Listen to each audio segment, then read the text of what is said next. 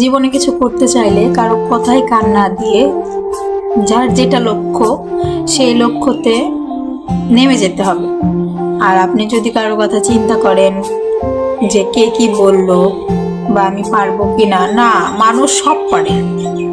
আর কারো কথায় কখনো কান দিলে সামনে এগোনো সম্ভব না।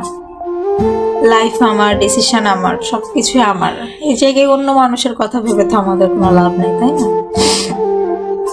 তো একটা কাজ যখন আমরা করব, সেটা যদি লক্ষ্য স্থির রেখে পথ চলতে থাকি, হয়তো বা একদিন না একদিন সফলতা অর্জন করা সম্ভব। সবার পক্ষে সম্ভব। যার শরীরে রক্ত আছে, মাংস আছে, বুদ্ধি আছে, মানুষ হিসেবে সবাই পারবে।